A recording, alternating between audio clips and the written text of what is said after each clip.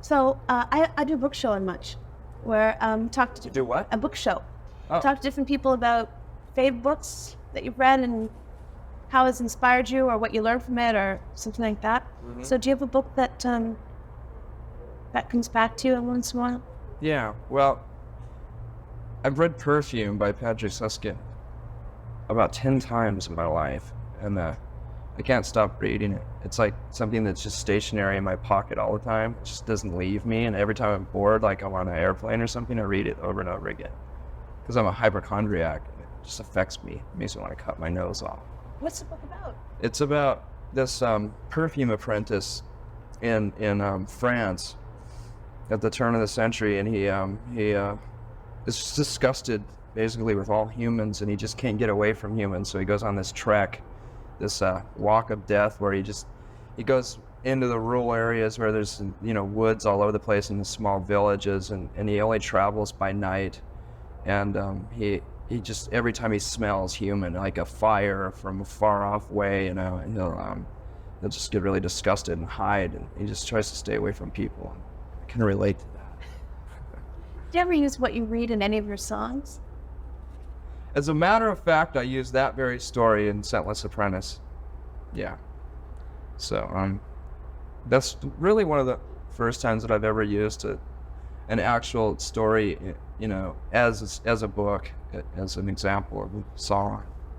Yeah, I've always tried to stay away from that, but now that I'm running out of ideas more and more, I tend to do that. Is it hard when you spend your whole life doing the first few albums, and then suddenly everybody needs your attention? You have to do interviews, you have to travel around, and suddenly is it hard to come up with ideas? Well, I don't know. I've just noticed that people expect more of a thematic angle with our music. They always want to read into it. And before, I was just using pieces of poetry and just garbage, just stuff that just would spew out of me at the time. And a lot of times when I write lyrics, it's just at the last second because I'm really lazy. So, and then I find myself having to come up with explanations for it, So I thought I'd, prevent that this time and actually have an explanation for some of the songs at least. There's a lot of baby references in all the songs. I didn't think there would be, but you have like wombs, baby's breath, baby throw up, Throw up? Baby, there's baby everywhere. This is obviously become a huge part of your life.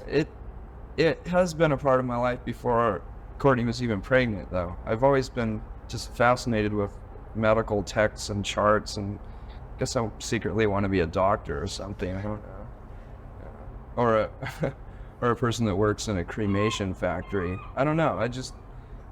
I've always liked anatomy. Ever since I was a little kid. When I first got that little model of the Invisible Man, or the Visible Man, it's just something that I like. And since I've become a big rock star and made a bunch of money, I found this place in the Mall of America in Minneapolis that sells nothing but medical stuff. It's a medical supply store that they've offered to the public. It's really great. I bought all these fetuses and anatomy men and charts and stuff. And it's like a dream come true. Because I've always been really poor, and if I could find something like that in a secondhand store, I'd barely have enough money to buy it. And a lot of times I couldn't buy that stuff, so I just went on this rampage of buying all this stuff. And I think I've overused it, for like pictures for the album. I don't know. I just went overboard on it. The old saying that you can't buy happiness. You think that's true? Well, yeah, you can't buy happiness. I mean, that made me happy for a little while. But, I mean, I was just probably almost just as happy with, I don't know. I look back on going to secondhand stores and stuff like that and finding a little treasure like that. And that actually meant more to me because it was more of a stab in the dark in a way, because you didn't know if you're going to be able to afford it, and you don't know what you're really looking for, and when you find it, it's more special to you rather than, having $1,000 and going into a store like that, just buying the whole store, It's not as special. because you've achieved so much success, I mean, so quickly, so surprisingly, you've had a baby, you're married. What excites you now? My baby and my marriage. I don't know. I still like playing too. I mean, Chris and Dave and I haven't changed at all. I mean, believe it or not, we get along just as well as we ever did. You know, we're just as the same passive aggressive people as we used to be. You know, we never fight. You know, we're pissed off at each other. We just hold it under our breath and have respect for one another in that way. You know, it's easier to work that way, you know, because we have a mission, I guess. How do you personally cope with having relationships, private relationships that are always being scrutinized publicly? It's really difficult.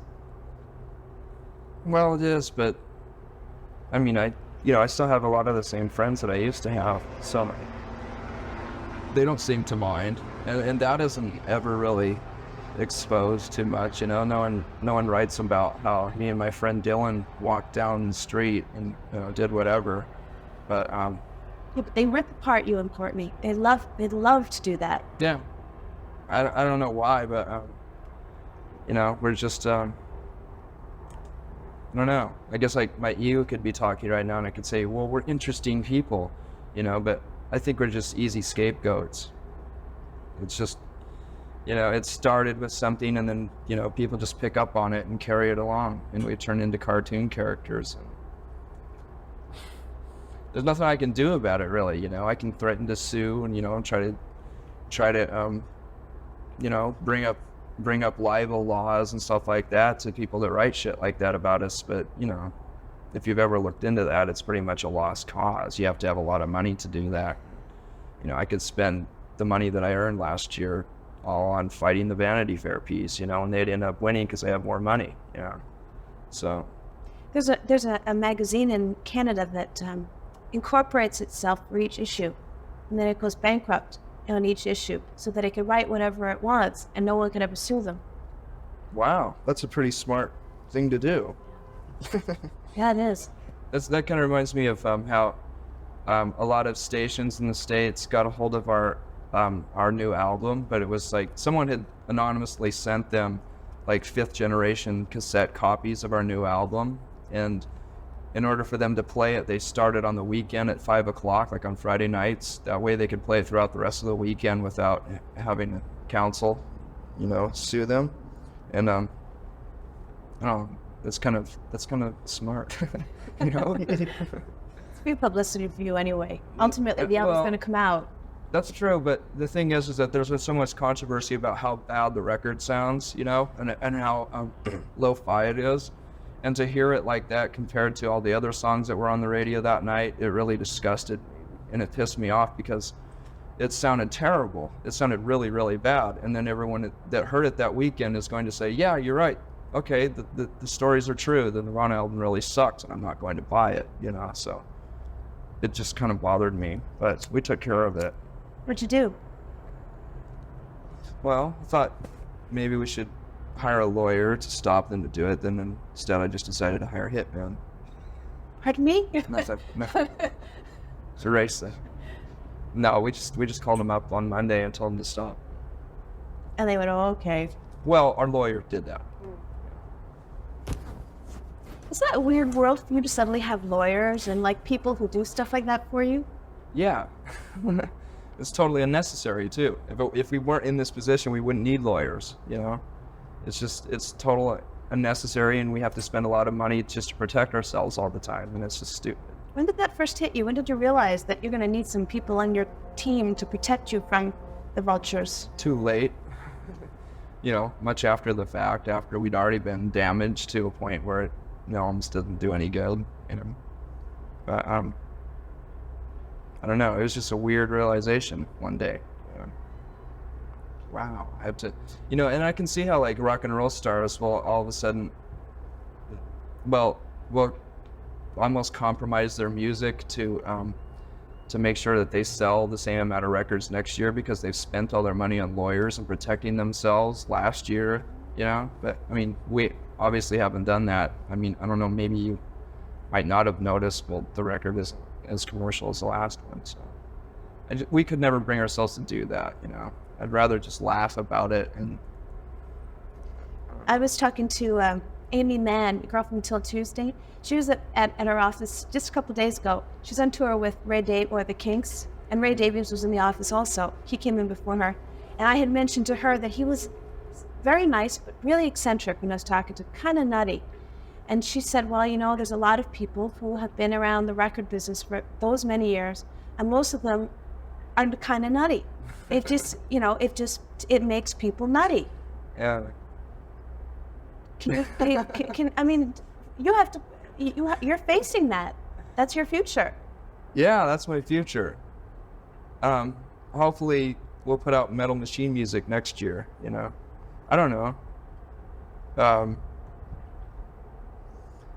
Either I've accepted it or I've gone beyond insane to where I can deal with it emotionally. I really don't care. I know that I'm too stubborn to allow myself to ever compromise our music or, you know, get so wrapped up in it and involved to where it's going to, you know, turn us into big rock stars. I mean, I just don't feel like that. Everyone else accuses us of it, but, you know, we're not as popular as everyone thinks, or we're not as rich as everyone thinks, you know. It's just we've always had a good sense of humor. I don't think that's been translated very well, you know, but we'd rather laugh about it. Ha ha ha. You know what really surprised me though is you're pretty bright, and your lyrics are, and just your whole stage persona is pretty angry, angst-ridden, frustrated. I mean, you see the world for what it is. Did you ever have second thoughts about bringing a child into the world? Oh yeah, absolutely. Yeah. I really can't describe what changed our attitude so fast. I think, you know, I really was a lot more negative and angry and everything else a few years ago, but that had a lot to do with not having a mate, you know, not having a steady girlfriend and stuff like that. So you know, that was one of the main things that was bothering me, that I wouldn't admit at the time, you know. So now that I've found that, the world seems a lot better for some reason, you know. It really does change your attitude about things, you know. I mean, 4 years ago I would have said the classic thing like, you know, how dare someone bring a child into this life, you know. It's completely a terrible way to go, and, you know, the world's going to explode any day and stuff like that. But once you fall in love, it's a bit different. I don't want to know about it. Stop. George and I are not in the best love situations right now, so just stop talking about that. We'll change the subject. That's what I want to talk to you about. I'm not boasting about it. It's just something nice. that's really It's really nice weird. to talk about it. That, you know, that you have something like that to talk about. It's nice. You know, You hold this for a while? You want? I really. Feeling a little weak. You know that this whole grunge thing, that this in quotations grunge, all I want to know is, where did the term come from? I have no idea. I think some of the rumors are that Jonathan Poneman said it one time sarcastically, and it just caught on. Who's that? He's one of the head honchos at Sub Pop Records. No one set out to market this music as that, you know. Just, you know, that's what happens when the media catches on. They have to call it something. I like it as much as new wave. I would have been proud to be a new waver, you know, 15 years ago. Oh yeah, well, we were about the same age. I was into new wave. Absolutely. Do you think you have some of the same? Is there anything the same between your music and new wave? I think so. Like what? Well, like, you know, new wave was just a progression from punk rock and a mutation of punk rock, you know, and it was more commercial, more palatable, you know. It had, you know, punk rock roots, and it was easier to swallow for the media and middle America and the middle of the world. And it's just, you know, that's what I kind of think about our music. Are you worried about a Nirvana backlash? Hasn't that already been over with? Hasn't that already happened? I don't know. Sure. No. I don't know. Okay. What else I want to talk to you about? We're getting more new wave as the days go by. I think we're going to reinvent new wave and bring back breakdancing. I'd really like to bring back new wave and breakdancing, you know, meld it to something. I don't know. That's what our new music is sounding like. We're using a lot more effects boxes, and we haven't resorted to skinny ties, but I think our music's, you know, this sounds like the closing of the chapter of the formula we've been using, you know. It's like grunge it's really kind of boring for us. It's something we can't deny. We're not going to stop playing the old songs live. And but you know, our tastes are just changing so rapidly that we're really experimenting with a lot of stuff, and it might get too indulgent and be really embarrassing for the next album, but we can't put out another album, and this is just like the last chapter of 3-chord grunge music for us. And it was an easy thing to do and a safe thing to do because we knew it's still popular, you know, but we had to get it out of our systems. How come you are so nice and you seem so comfortable with yourself? Something must have really happened in the last couple of years. Is it just falling in love? No. What happened? I've always been a nice guy. Maybe you were afraid to show it before. How's that? Well, I don't know. You've never met me before. I never met you before, but I know that other people who have had the opportunity to interview, and they said, oh, he hates doing interviews. He's not going to want to talk about anything. Well, I said, well, you know, whatever. Who knows? And you're just like exactly the opposite of... It just depends on what mood I'm in, really. Yeah, I'm kind of a moody person, and a lot of times when someone has had the chance to talk to me, I've probably been on tour, or I've probably gone through an exhaustive time where I've talked about myself for hours and hours, and this week I haven't had to talk about myself very much, so lucky probably me. More cooperative. I think one of the interesting things about Nirvana that you don't really talk about that much is that you're very concerned about sexism. I like that. That's good. So how do you make people aware of that problem? By writing songs as blunt as Rape Me. Having to resort to doing something like that is almost embarrassing because people didn't understand when we wrote a song like About a Girl or Polly, and having to explain that and having misunderstandings about it, I decided to write Rape Me in a way that was just so blunt and obvious that it's like no one could deny it.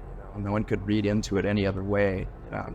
Although some people have, actually, because some of the lyrics in it, some people have thought that maybe it has something to do with my disgust with the media and the way they've treated us and stuff like that, but it's not true. That's not what the song's about at all. It's just my way of, in a sarcastic way almost, of like just saying how obvious do we have to be, you know? I guess we don't talk about those kind of things that, you know, that are really important to us because I don't want to be thought of as like nothing more than a PC band, you know? I mean, we're entertainers, you know? That's what music is, and so it's really hard to, you know, step over the lines. You know? It's that you have so much power because that camera's on you.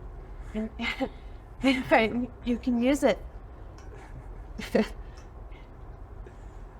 Yeah, well, we try to use our power. I mean, we really have been effective in certain ways, like being associated with this organization called FAIR, and I can't remember it right now because I have a mental block of exactly what it stands for, but it's something like, I can't remember. but they're an organization who looks at the injustices that are they look at the details that surrounds certain issues and certain stories that have been